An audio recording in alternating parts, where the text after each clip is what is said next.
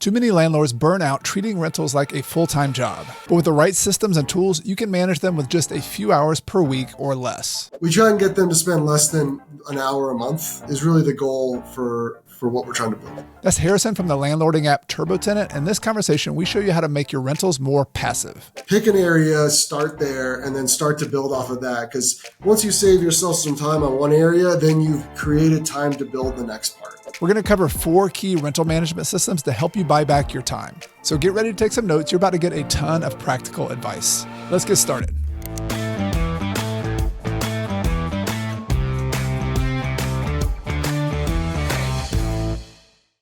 So I'm here with Harrison Stevens from TurboTenant. And Harrison, one of the most common complaints I get about rental properties, I mean, I'm on YouTube, you probably see these on the TurboTenant channel as well, is, hey, wait a minute, like rental properties are not passive.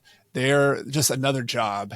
And some people don't want to get into rentals because of that reason. Other people get out of rentals for that reason. What I want to talk about with you and have a conversation with, you're a landlord. You're also working at a software company who helps landlords be more passive with their rental properties. I want to go through this and sort of bust this myth a little bit because it actually can be passive. I'll give my own personal experience. I have a business with a business partner. We have just under 100 properties. Some of those we self-manage, some we have property managers, but I spend a couple hours per week on my rentals. It hasn't always been that way, but that's the way I do that now. I have some that I self-manage, and it's possible. I know people who spend 2 to 4 hours a month. I'm sure, do you have clients and customers as well who are able to get to that point where they're a little bit more passive with their rental properties? Yeah, I mean, our goal with our landlords is to try and make this as passive as it can be. You're right. It's never going to be just set it and forget it and like the rent just comes in, but we try and get them to spend less than an hour a month is really the goal for what we're trying to build. Yep. That's a passive enough business. So yeah, that's where we're going here. And what I would like to do is, this is going to be something that all of you can download who are watching or listen. This is going to be kind of like a workshop a little bit where I've got this mind map that we'll show on the screen here. This is my mind of the systems that I use in my rental business. And so you can download this for free, by the way. So if you want to follow along with me and get this and press pause, get this form, you can kind of print it out or just have it on your computer and look at it. We're going to go through some systems, the most common 4 systems that landlords use. And we're going to talk about each one of those, how if you have good systems, if you have good tools, like a good software, and in some cases have good people to help you out, if you have those 3 things, that's how you can actually get to an hour a month or 2 hours per week in my case. It's not a magic thing. And so I want to go through these, and then Harrison's going to help me out and kind of give me some commentary on how we can apply, good tech to make this all possible. So the first big system, and this is probably the one that takes the most time, is the most intimidating for a lot of people as a landlord, is leasing your property. So this is like, all right, the property's empty. I just bought it, or the last tenant just moved out. It's sitting there empty. I want to get a paying tenant in this property. And so I want to talk about a couple things that kind of make up that system. For me, the first and foremost is I need to market this property. I need to get leads coming in. There's a lot of different ways to do it. I remember when I first started this business 22 years ago, this is kind of dating me. This is like me stick a sign on in front of the house, which we still do have signs here and there. I would stick a couple signs on the corners. Can you talk to me though, like what the people who are really being efficient as landlords, what are they doing, especially with tools and software, to get leads coming in, to market their properties in a really efficient way? Yeah, I mean, there's all these big websites out there that can, market your property for you. And you have apartments.com, you have Redfin, there's still Craigslist, and people are getting leads from that perspective. And, you could place your property on one of those sites and get leads, and, you invest the time. But if you want to do each, then you're logging in, creating accounts. And that's one of the first things that we started with at TurboTenant is, can you create one listing? And we syndicate it out to about 24 sites for you. And then even better, we get all the leads and put them all in one place.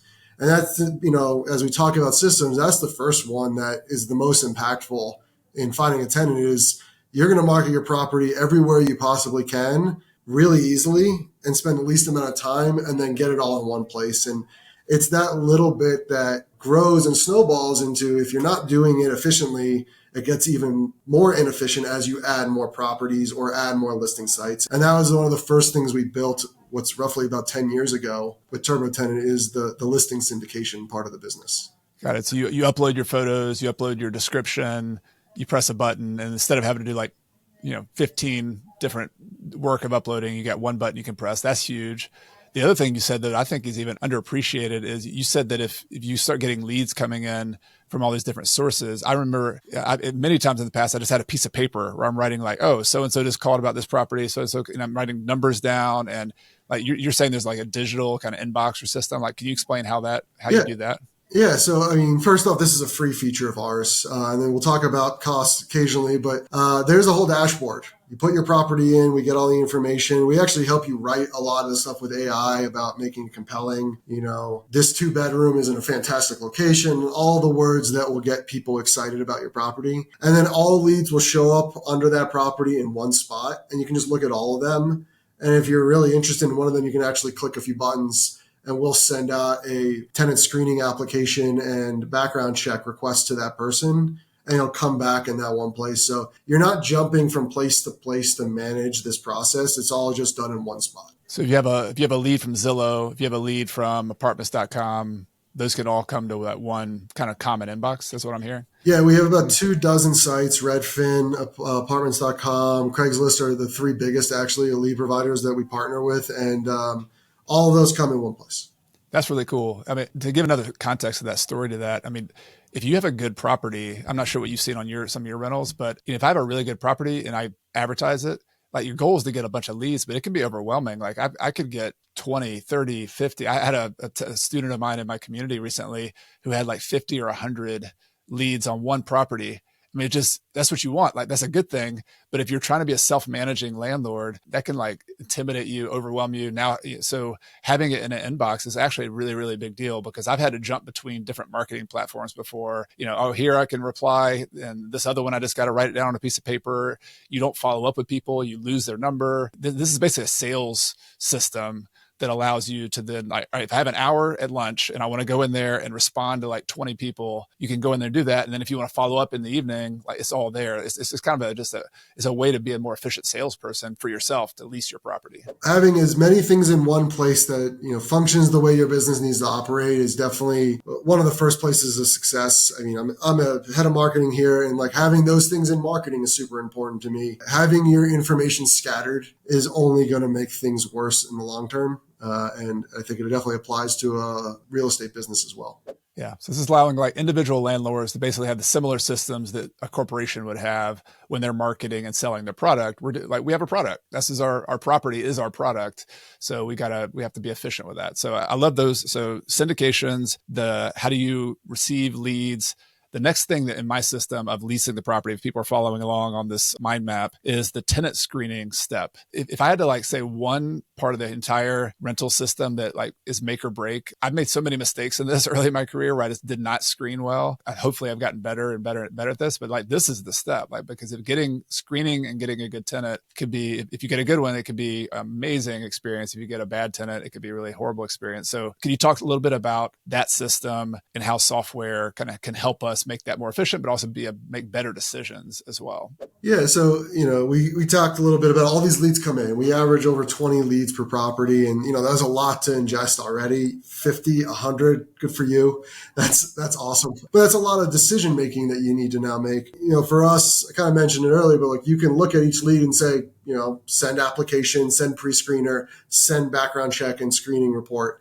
And we'll send a message to that tenant and have them fill in all the information. And then it just comes right back to you. And, we've partnered with a new company called Rent Butter, where it's almost instantaneous. And almost instantaneous means like a few seconds is kind of the average we're seeing, 5 seconds at the most. And then you have hopefully a few applicants where you've gotten that information, then you can make the best decision for yourself. And one part that is probably underutilized that we don't talk about enough is actually the accuracy of those screening reports. We did a case study with Rent Butter, who's the partner, and they found that, the traditional screening reports that a lot of the other softwares are using and a lot of other, landlords have been using, ones I was using before I started working here, to be transparent, 86% accurate. 1 in 7 were missing a misdemeanor or criminal felony or sex offender. That's 1 day a week. If you think of it that way, you're missing something. Accuracy is incredibly important. You want to make sure that you get all the information that you should then decide, is this person right for you? And it can have some down funnel negative aspects if you pick the wrong person. So protecting yourself. Yeah, to this point, I'm not going to name names at this point, but I've had other students who've had screening with certain companies that they missed things, and they found out after the tenant's in there, they had an eviction, for example. Taking a step backwards here, I have other videos on this, but one of my most important steps as a landlord is having a written screening criteria. So you want to be fair, like you want to be fair to everybody. You want to follow fair housing laws. It's just the right thing to do. And you want to make good business decisions. And so you should have a written screening criteria. It could be credit. It could be amount of income. It could be, do they have prior references from their landlords? It could be no evictions. Like you can decide. Those are business decisions. But then what you're saying is you need to have accurate information to like tell you whether those screening criteria are right or not. If you don't have the right information, the screening criteria don't matter. Having it all in place, having that checklist of things that you are looking for in a tenant, and then getting the right information is definitely the right path to get that first step of finding the right tenant.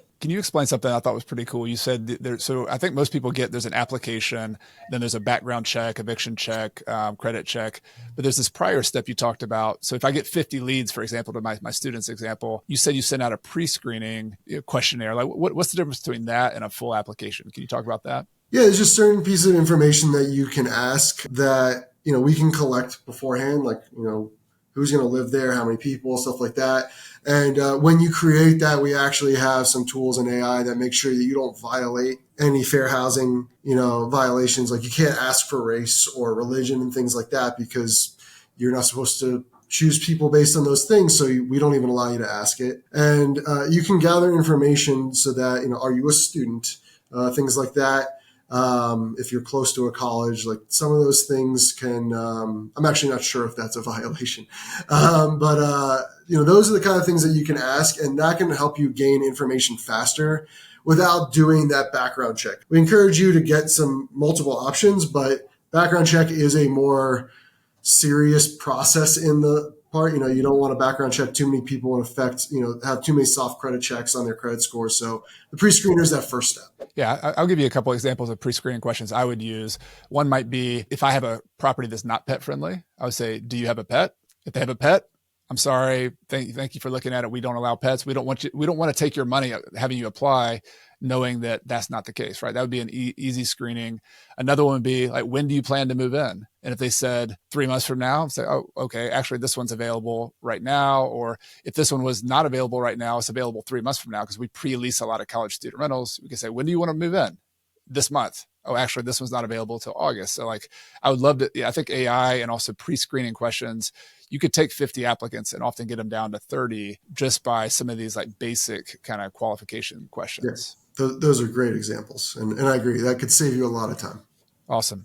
All right. So tenant screening, one of the most important parts of the business, getting it accurate, but also being efficient with that. So this is something else. Again, if you're doing this part-time at your lunch break, you have some tools to be able to make that process easier. And even it maybe happening in the background, happening automatically without you having to do it. So we then, let's assume we pick the one who is going to be our tenant. They qualify. Everybody's happy. We want to move to the next step. The next part of the system is actually signing documents. And a little kind of aside, I have an episode I've done on this before on a Friday edition of my podcast. We had a RET talk. This is a lesson I learned from I forget the book I read back in the day, but it was basically you don't just like send the documentation to somebody. It's so easy to do it now. I actually want to have a Zoom call or sit in person and actually have a conversation for 30 minutes, 45 minutes about, hey, here's how you pay the rent. Here's how things go. It's kind of your final interview before somebody moves in. So that's an aside. Is like, I think that's an important step that all landlords don't do. But once you do that, it's really easy now to get documents signed. I used to have to go sit at McDonald's or somewhere and like sign all these documents and scan them all. So can you talk about the paperwork process and the lease process and how that can be a little bit easier at this point? Yeah. So we actually have an internal team that reviews all the laws and and then it produces a legally binding lease. And then we do e-sign. We send it over to both parties. They can sign it on their phone, computer, it doesn't really matter, different cities and states, and make sure that our leases are up to date for you. And then we have a lease builder. We ask questions. Where's the property? What's the person's name? It's a conversation like we're having now. And then it produces a legally binding lease. And then we do e-sign. We send it over to both parties. They can sign it on their phone, computer. It doesn't really matter. And you're not going to McDonald's with a bunch of paperwork and sitting there. And as much as I love to do that, now I'm so disappointed that I don't have to do that anymore. I'll tell you, but I really love McDonald's. And, we take that whole part out of it. And that's just part of another feature that we have. And then all the documents are stored in the platform as well. Again, going back to that all-in-one. I previously was storing everything in a Gmail folder with any communication with that tenant, all in that one tenant folder, and going back and trying to find it. Lots of random communications versus files. We're just trying to take that other aspect of organization, off your hands and doing it automatically for you, so it's easy. And I'm assuming too, like if the tenant, I remember tenants saying, can I get a copy of the lease? I need to share this with the utility company. They have a portal too that they can just log in and download it and not have to ask me for it. Yep, they do. And they also have an app they can do communications with you and access those files and pay rent and stuff like that. Yeah, 100%. So in some cases, it's really convenient to have these leases that you can use in the form. But what if I'm someone who has like a custom lease that my attorney locally drew up and I want to just use that? Can I also upload that and then them sign it as well? Yep. And as well as other documents. Our e-sign works on anything. So it's just another feature that just provides value. If you just need them to sign something for a mailbox key, something like that. If you have your own lease, use your own lease. Yeah, we have house rules. For example, some of our student rentals will have, the lease, then we'll have house rules, and then we'll have, a deposit receipt. So there's a series of forms that we would want to sign or addendums, things like that. So this is another one of those like simple things, Harrison, that it's like, I know I'm showing my age here, how long I've been in the industry, but it's like, I can remember scanning paperwork and just like uploading it. And I mean, the McDonald's visits, like just like one step of having e-sign. I know it's so commonplace these days, but having it in the same app that I'm doing my leasing and my advertising, like that's a really big deal. Like that is hours that I used to spend self-managing that I'm not doing. So I think it's a really cool, simple, but very cool feature. I always get frustrated when I get something that says, print this out and sign it. No. And then I have to go find a printer because I don't own it anymore. And it's just things that I've had for most of my life as well. Now I don't need. And, you just assume that you can sign stuff electronically these days. Yep. And I'd say it's something that we under promote because it just seems like such a no-brainer that is so impactful for that, automation of the business of just, this is something that you click a button versus coordination and Big Macs and stuff like that.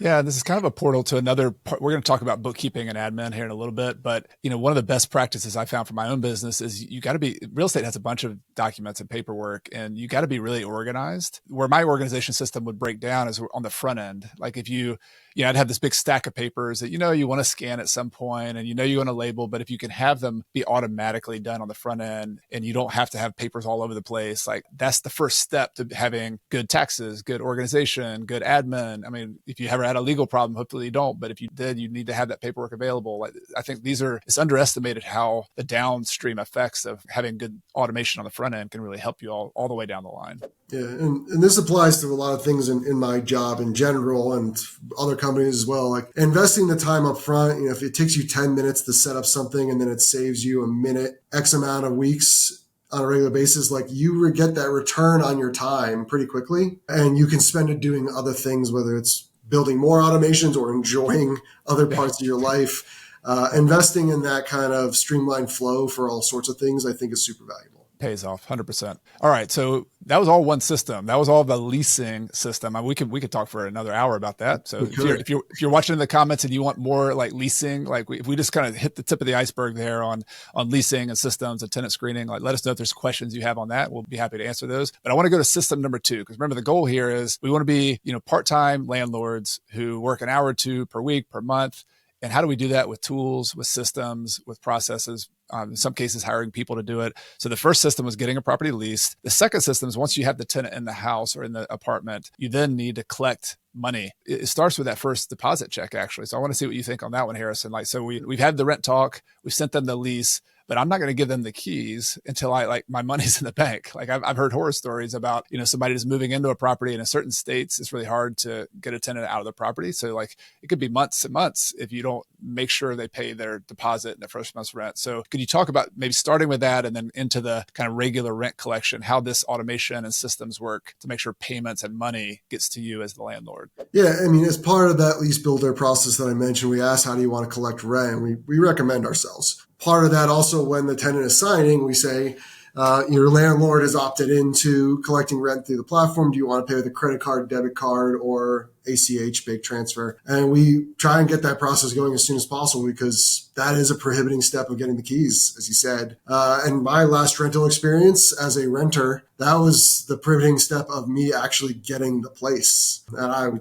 it was a very competitive market here in Denver. I needed to get him that check the same day that I saw the place, and I had to give him a check, and that was annoying. I also had to find my checkbook. It's in a suitcase in a box. I just moved states. I have to say my checkbook's in a box too. Like that's used to be such a commonplace thing. But if you ask anybody under a certain age, it's like checks. What is this? Yeah, I learned even at my age. I learned how to write cents on a check recently. Yeah, because I just never had to. So yeah, I mean, everyone transfers through digital currency these days. And like talking cash, not Bitcoin, but that's how we do it. And we allow the tenant to pay on what's best for them. And we make sure that we can transfer it to you as soon as possible. And days matter in a lot of these scenarios. You have loans to pay as a landlord. We want to get that payment to you as fast as possible. And we also want to get that deposit to you as fast as possible so that you're done with that whole first step. You have your tenant. What's the best practice? So let's say you have my rent talk on Zoom with my tenant. They sign the lease. They say, hey, I just press send. The money's on the way to you. Is it that day? Is it 3 days from now? Like, tell me about that kind of time lag that has to happen for that money to actually be in my account and not going to be taken away. Such a complicated answer, unfortunately. All right. So, it's 1 to 2 business days for, let's just say ACH for everything for now. Mm-hmm. 1 to 2 business days. Now, if you send it at 4:00 in the afternoon, that might be a cutoff in some states. So 1 to 2 business days, assuming no cutoffs, that hits our account and immediately goes to you 1 to 2 business days. So should take 2 days on average to get from my account to your account if we were working together in this scenario. And then, but you also see online the routing and the transaction happening. So that gives you the confidence that this is your tenant. Now, if it's a credit card, that can be a little faster on the front part. But ACH, we still are at mercy with Stripe and the banks to how quickly they can transfer an ACH. Yeah, there's still rails behind the scenes moving money around. I have hopes one of these days that our banking system can catch up with the rest of the pace of the world. But for now, that's the way it works. But we can adjust to that, right? If it's let's say it's 2 business days and we're leasing our property, we just need to meet. If the tenant wants to move in on Friday, all right, well, we have to meet like by Tuesday or Wednesday if you want to be able to move in by Friday, or you have to start your payment earlier. So it's just, you anticipate it. Even when we got checks, when you deposit a check, it's the same thing. Like it could be, their check could bounce 2 or 3 days from now. I never wanted to take cash. I had some landlords I knew who would say, yeah, give me the cash. Like, no. Like always you want to have a paper trail, but I used to have a cashier's check or a money order would be the only thing I would accept when people move in. So I think, you can still do that, but if it was going to be the same day, it had to be a money order or cashier's check. But then if they wanted to do like what almost everybody's doing now is digital payments. So just meet 2 or 3 days earlier. The payment's cleared. Now I'll go put a key. I'll actually have a key in a lockbox at the house usually. I say, all right, here's the code. That way we don't have to go drive out there and meet them. And so you can do everything remotely. You just got to anticipate it a little bit. Yeah. And one thing you mentioned earlier that we do as well is we provide automatic receipts to everybody as well. Nice. Some states that's pretty important. Some it's not. Yeah. But it just creates that paper trail that everyone has of like rent was paid on this date. And it's just all stored in the same place too. I was speaking of receipts, this is another kind of seems like a small detail, but it's big. My dad's been a landlord for years, for 3 or 4 decades. And I was talking to him about digital software to collect rent. And he was like, well, one of the most important things I want to do is let the tenant know ahead of time that the rent is due. So like the rent's due on the 1st, you want to get a reminder. We all need reminders. Every other bill, you have a reminder. So is that something that's built in that somebody can just say the rent's due on the 1st, you can set up a reminder to them and they can press pay in their email or something? Yep. We send reminders because, we send reminders. We also send late fees and automatic late fees. And we also offer automatic rent. But the real goal for everyone involved is to get the rent on time. Ideally a day or so early is how I personally would always pay rent. Just one less thing to worry about. We send those reminders because we want them to pay on time. We don't want them to get into trouble. We don't want to get you in trouble. So we automate all of that. That's just free part of the system. All right. And then we got to talk about the hard one. So if you do have somebody who is paying late, nobody wants that. The landlord doesn't want that. The tenant doesn't want that. Nobody wants to be in a situation, but they are late on rent. So you said there's late fees that can be automatically charged. That's part of that's convenient. If you do get to the point where, like for me, it's like 15 days in, we've talked to the tenant, we've called them, they're not returning our calls. It says that, we can file an eviction at some point. Is there a process of like just turning the rent off? So, all right, at that point, until they talk to us directly, we're not going to accept rent. You can like turn that thing off so that they have to then give you a call. Like, how does that part work? Yeah, so I mean, one way we do have a partner with that helps with evictions. Fortunately, we don't have too many, even though we have so many landlords, but we do have that option. Now, to answer your real question, we first off don't allow partial payments because there's some places where $1 is a consideration of trying to pay rent and get someone out of the eviction cycle. You have to pay the whole thing, and you also have to pay the late fees that are backed up to complete it. So we don't allow people to kind of skirt any system, especially ours. And you can turn off payments. You can do all those things, yes. Got it. Yeah, those are you never want to get into that situation, but you need to have the tools to be able to like turn on and off, to communicate. You said there's a third party who can help you handle some evictions, whether you use that or use an attorney locally. Not a great situation, but even then you can solve it. But it's I have found some of the best ways to solve it is not technology. It's just like you just got to talk to each other. If the tenant can get on the phone with me, like we'll work it out. Like if they can afford to pay the back rent and pay the late fees and they need a little bit more time, like I'm all about that. Like let's work it out. It's the worst situations are when it's just getting ignored. We can't talk to them. Then you just have to do what you have to do, unfortunately. The value of picking up the phone is undervalued these days.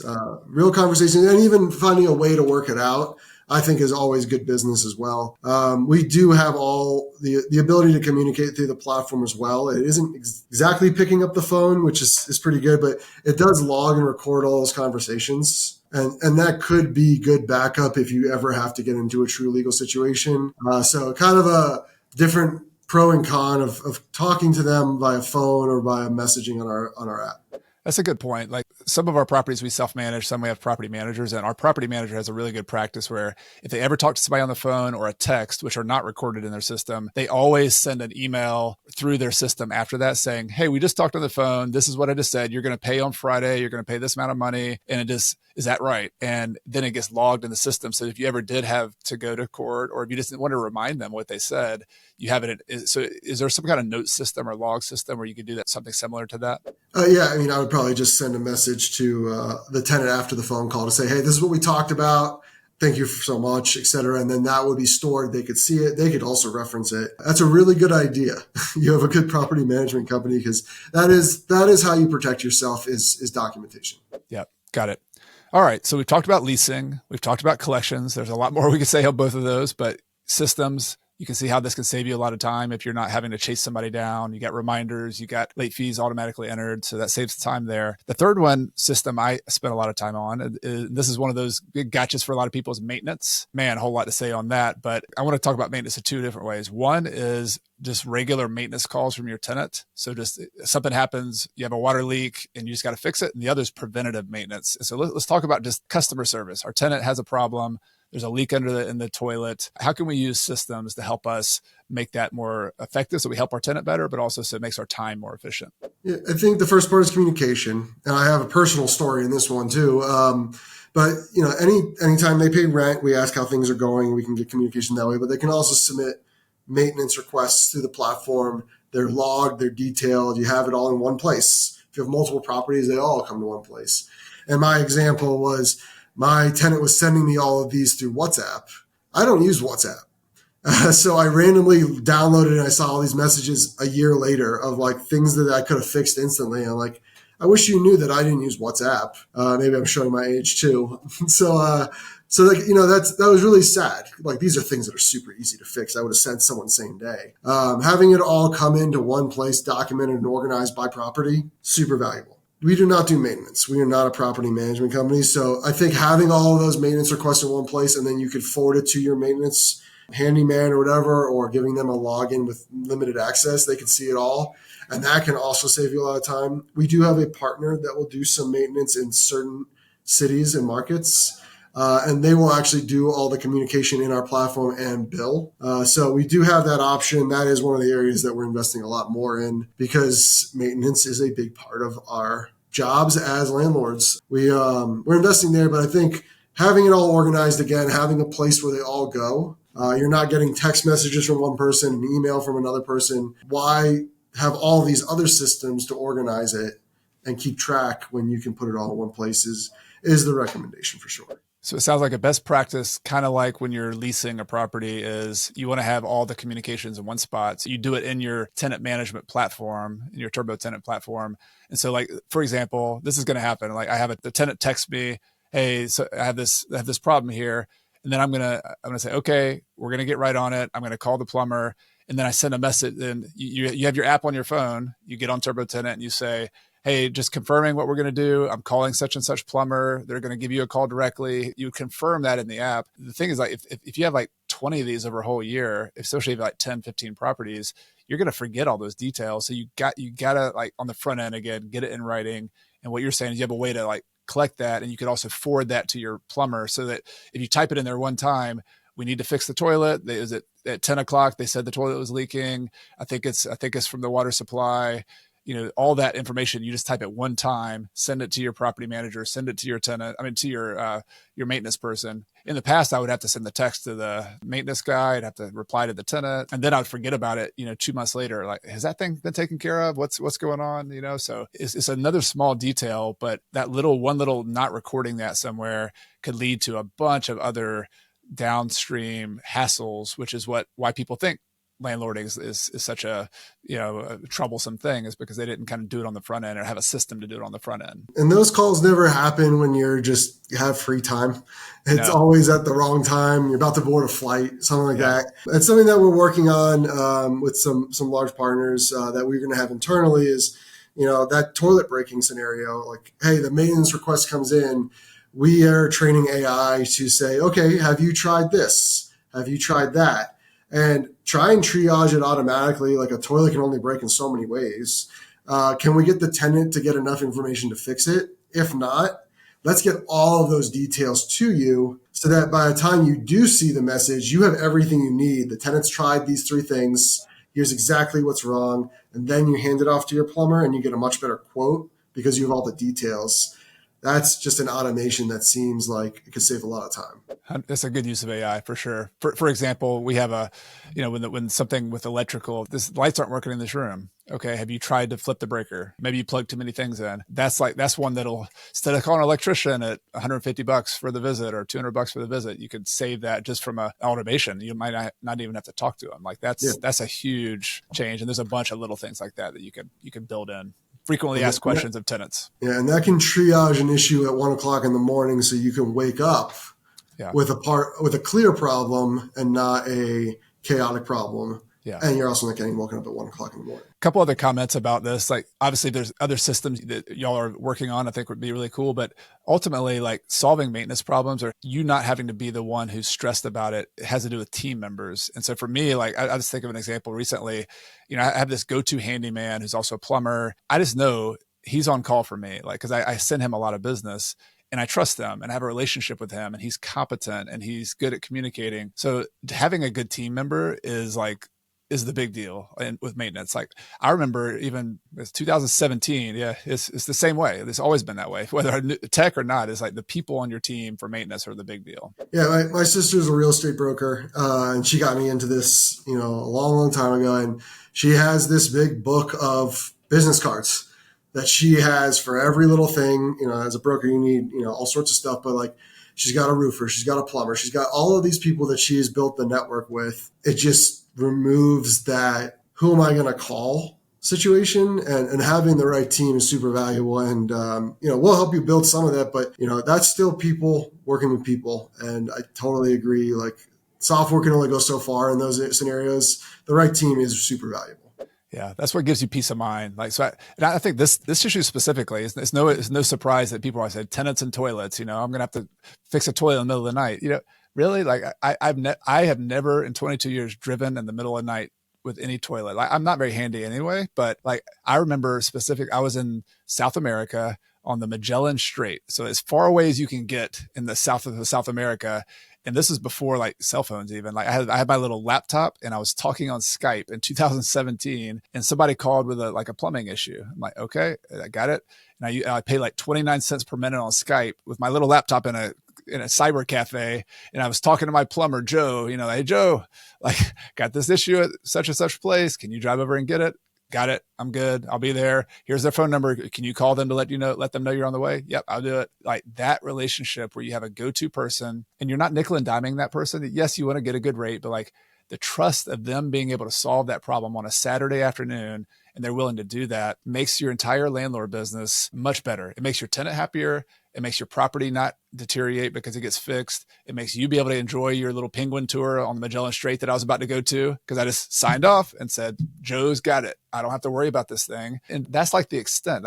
So when I say I work 2 hours per week, I might have 5 or 6 little maintenance calls because we have a lot of properties where my property manager said, hey, we got this issue. Or my self-managing property says, hey, can you help us fix this thing?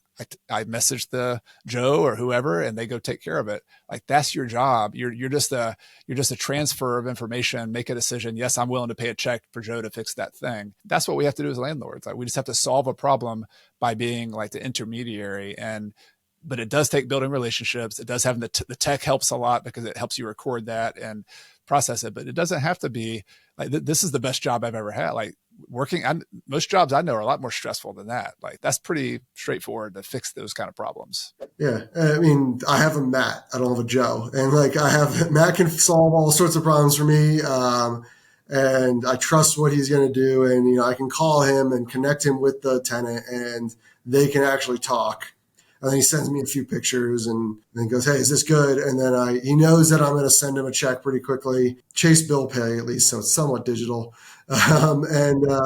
It's straightforward. And that team member is critical. And I still consider myself a self-managing landlord. But there's certain things I can't do, especially because I had a remote property. That trust was critical. 100%.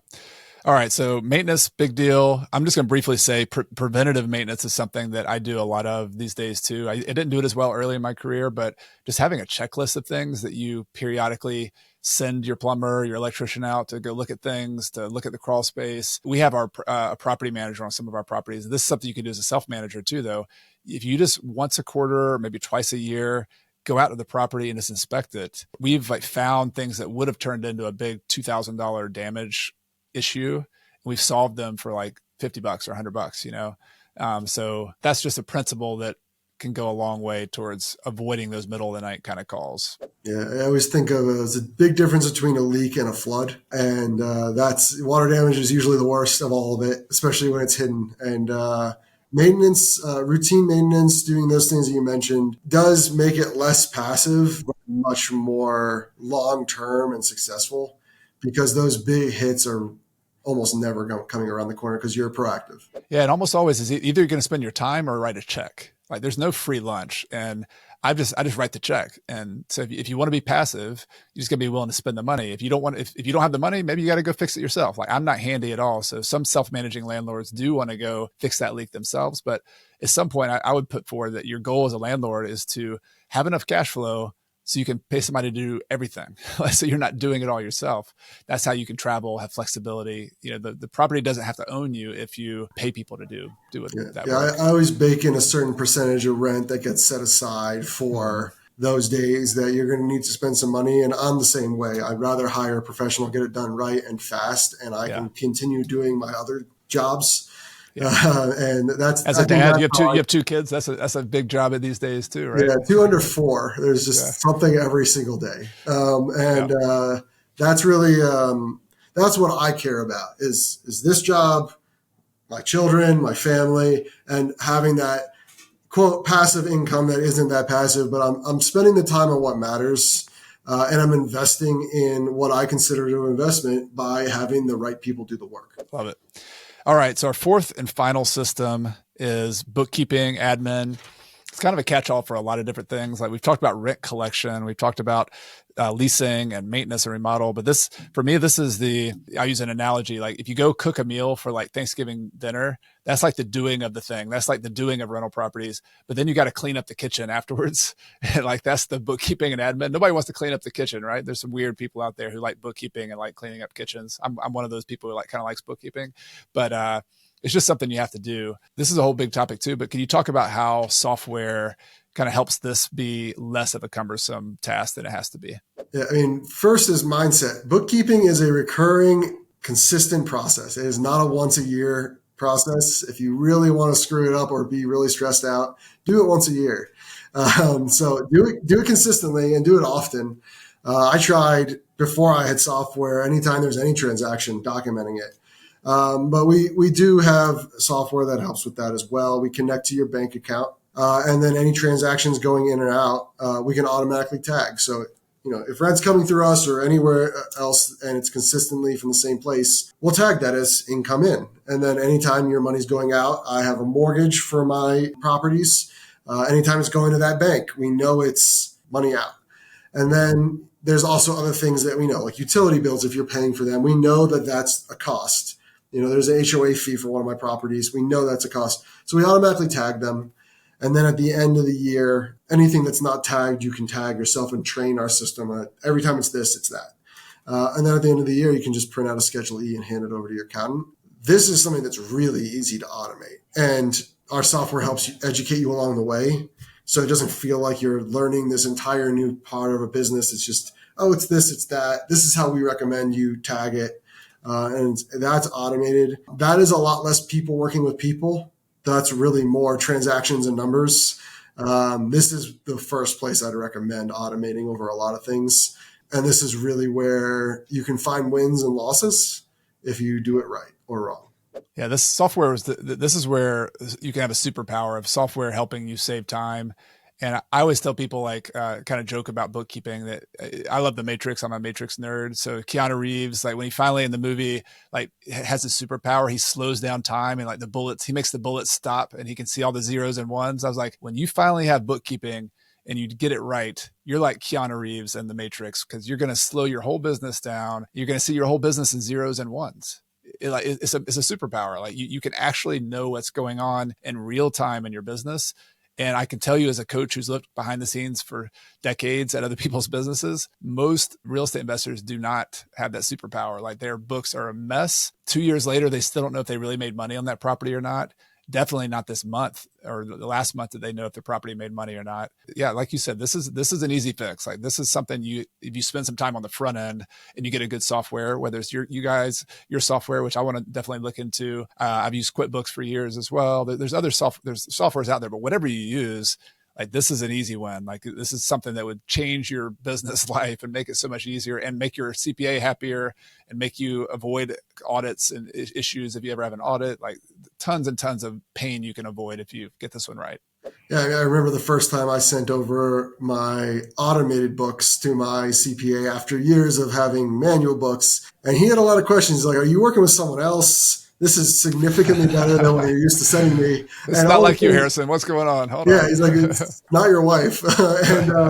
So that was a funny story, but I also got charged a lot less that year. He spent fewer hours on my account. And I mean, I manage all sorts of budgets here as the leader of marketing, and really being serious about bookkeeping is a huge superpower. Like we can make meaningful gains as a business by just understanding this part of it, which is the money. And why not understand the money of your business is a shocking answer where most people say, I don't understand it too often. And so many businesses I see struggle because of it. Yeah, seems pretty important. Money in, money out. Let's know where it's going. And just for those of you watching and who've already downloaded this mind map that I have a bunch of other little systems, like what I do on a weekly basis, what I do on a monthly basis. So if you just want to have like the starting point of a system for you to go then automate it, again, download this sheet. You'll be able to just kind of follow along, not reinvent the wheel. I want to take a step back here, Harrison. We've been through leasing, we've been through collections, we've been through maintenance, and then now we've gone through bookkeeping. It seems like a lot, but remember the promise of this episode was that if you get good systems, if you have the right tools, And then you also intersperse with the right people, like in maintenance and your CPA and perhaps a property manager here and there. This could be a business that's relatively passive, like passive enough. It's never going to be completely passive, but 2 hours a week, 2 hours a month. I know this because I've interviewed dozens and dozens of my students, people who have done that, who are having a mature real estate rental business, who that's exactly what they do. I have a Karen and Bob, or people I'm thinking of right now. They live in Portugal. They have 10 properties back in the US. They spend a couple hours per month on the rental properties. So I think this is such an important topic. I want to give you the final word. Are there any other tips you would give people if they want to get to the point where they're systematizing, they're spending less time on it while still getting good results? Like, just what other tips would you give landlords out there who are trying to make this happen? I mean, like so many big things, and we talked about a lot, and we left a lot off the table still. Start with one thing. You don't have to build this entire system, the mind map that you guys can download. Like, you're not supposed to build that in a day. Pick an area, start there, and then start to build off of that. Because once you save yourself some time on one area, then you've created time to build the next part. And once you get to a point where you've built the whole thing, it's going to feel very different. But that might take months. It might take a whole tenure of a tenant to turn over, and then you start with the next one. And that next one feels so different because you did that. So, one step at a time. And this applies to all sorts of things in life. But for this, talk, I think it definitely applies. Like, the expectation is you aren't going to completely change your business this afternoon. Go one step at a time. I like that advice. I think that's good, actionable advice. That we get excited about buying a deal, and that seems fun and exciting. But then why not implement a system, like one system at a time? This week, this quarter, this month, I'm going to implement one system, and then you get that one done. And you implement another one. And then by the end of the year, maybe you have 10 or 12 little systems that work together. And so one of the easiest systems you can start working on these days was software is a game changer. So I want to give you a chance, Harrison, to talk about your software and what you work on and with TurboTenant. And anything he says, I'll put a link in the podcast and YouTube description below. So I'll also have a link that you can make it easy to follow along. Yeah. So TurboTenant, we build software for independent landlords, people that want to do it themselves. And we're not talking about these Wall Street moguls. We're talking about people that own one or two properties. We specialize really 1 to 10, 1 to 50. We're trying to give you all the tools that these giant complexes have so you can be successful. And, a lot of the things that we talked about are free. You can market your property with us for free, and we can make money off of background checks and application fees that a tenant would pay from them. And then we do have a subscription that's a flat fee of $149 a year for unlimited properties. As you scale your business, we're already successful from that first payment. So once a year, that $150 is all we charge. We do have other things that you can do. We mentioned partnerships, but the goal is to make you successful and want to buy that next property so that you can continuously move towards your goals, whether it's saving time or making more money as an investment. That's a real big part of what we're trying to do. And we want to take care of all of those hassles for you from automation and software. And the best way to check it out is to go to TurboTenant.com, and you can sign up for free. And I usually recommend doing the marketing, listing your property and getting leads and stuff like that, because that's the most impactful part of all of this. If you don't have a tenant, you don't have a real estate business in being a landlord. So I usually recommend starting there. Yeah, this is a good time to be a landlord. The software has never been better. And I will say on the flat fee, I think that's a big deal. Like, I've seen I've had experiences with other software where you have to, all right, now I bought another property. Now I got to go another price. I think that's either free, flat fee. You get to have one piece of software. I think that's really good. And I actually have a link below too, where if you want to get this free the landlord checklist and the systems, that'll be there too. If you want to sign up for TurboTenant, I'll have a link below in the podcast and YouTube description. Harrison, this has been a lot of fun. Thank you for your time and your experience, and I look forward to talking again. Yeah, thank you for having me. It was really great chatting today. This episode was all about how to build systems that make rental income more passive. You might be wondering, can you do this long distance? And could this work later in life, like in your 60s or 70s? In the next episode, I'll introduce you to Karen and Bob, a couple in their 60s who used real estate to retire, move to Portugal, and spend less than 4 hours per month on their real estate investments. If you're watching on YouTube, click on the thumbnail above me here, or you can click on the link in the podcast or the YouTube description below. Thanks for watching, and I'll see you in the next episode.